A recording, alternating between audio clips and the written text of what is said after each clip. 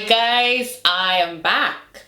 Welcome to Success Kitchen's YouTube channel. I am Leah.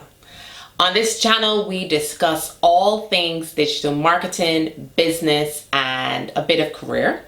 I always try to introduce concepts in a very simple way so that it's easy to understand and quick to grasp. So, before I dive in, you know the drill. This is not your first time on YouTube. Subscribe to the channel and to my mailing list. You can click below in the description box to sign up. My periodic emails will have even more on digital marketing, and I send out a few freebies. So today I'm going to quickly explain the difference between web and domain hosting. This is beneficial if you want to have your own website or a basic understanding of the requirements to have a website. As usual, I will try to explain this as clearly as possible. And as always, I have an analogy to make it even more clear. So let's dive in. In a nutshell, web hosting is an online space that's allocated to you to store content, the content being a website. Domain hosting, or let's just say a domain, is an address assigned to you that lets others access your content or website. So website addresses are domains. www.google.com, www.barbados.org, and of course www.successkitchen.co. They're all domains, or URLs as some others call them. When you go to them, you access a website that's being hosted. I host my website with a company called Bluehost. So I basically pay them for space to host my website. And people can access my website by going to www.successkitchen.co. So think of it like renting an apartment and having a phone line, a landline that is. You rent an apartment, and this is the space that you're paying to hold your things. That apartment would be your web hosting. The phone number that people call you to reach you, the landline number that would be your domain. And the pretty interior decor and all inside would be your website. Now, you might be wondering why I didn't link the apartment's physical address to the domain. That's because you can change web hosts and keep the domain in the same way that you can move apartments and keep your furniture and all your pretty stuff, and you can keep your landline number. Got it? Simple, hopefully. So, how do we put this to action? You want a website. Start by thinking of the domain name that you want and searching to see if it's available. If it is available, then you buy it. I will quickly demonstrate this on Bluehost, so I'll bring the screen in.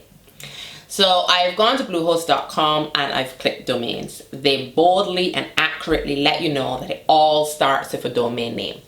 Just type the domain name that you want and the results will let you know if it's available. I'll demonstrate this one with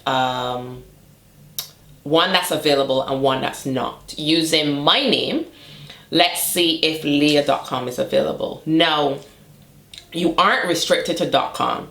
Here's a list of extensions that are available via Bluehost. I can search for leah.co.uk, can search for leah.online, and so on. There are a lot of them. Sticking with the .com example, let's see if I can buy leah.com. Nope, I can't. But Bluehost has suggested some alternatives that I may be interested in. Now I'll try leah.com. Yep, that's available. I can add it to the cart and purchase the domain if I want. I can also purchase domain privacy. You can do this if you don't want your details publicly available. Sometimes you may get annoying cold calls and emails when your details are publicly available. I personally hate it. So I try to stay for privacy. Most companies that sell domains will also sell web hosting. You don't need to buy web hosting at the same time, but some companies may offer it at a discount if you buy the two together. I'd say to get both the same time if you're aiming to build your website pretty soon, probably within a month or 3. This is because quite a few services will not let you move your domain name to another web host within the first 60 days or so. So if you buy your domain name, say from GoDaddy.com, and you want to host your website on Bluehost, you may have to transfer your domain name after 60 days because GoDaddy will lock you in for 60 days after you signed up. So have a think about how soon you want your website. Now, about your hosting. Web hosting is not always limited to hosting a single website. It really depends on what you purchase. Web hosts tend to have single site hosting, but they also have unlimited or multiple website hosting. Bluehost offers an option for unlimited websites, and I like this option because it saves me money in the future. I may decide today I want Leah.com, and in the future I may want Boogaloo.com. I then wouldn't have to pay for hosting in the future or each time I want to add a new website. So I use unlimited hosting, and I currently have about 4 websites on a single host. So think of it as you can buy land and put a single house, or you can buy multiple houses and you can put multiple houses on the land. I'm careful not to put too many websites on the same hosting though, because if it's too large, they may slow each other down. So I'm careful in terms of the size of the site, the size of the size combo that is on the hosting, and I keep it to no more than 4. When buying hosting, I consider how many websites I may want to put on the hosting, and I try not to have all large websites on the single host. I go with hosts that are known to be fast and experience few issues. The majority of my websites are on Bluehost or on another called SiteGround. I chose them because their prices were very good compared to others that I checked. They were recommended for really good customer service, which I have to agree with, and they've had few technical issues, which I definitely agree with.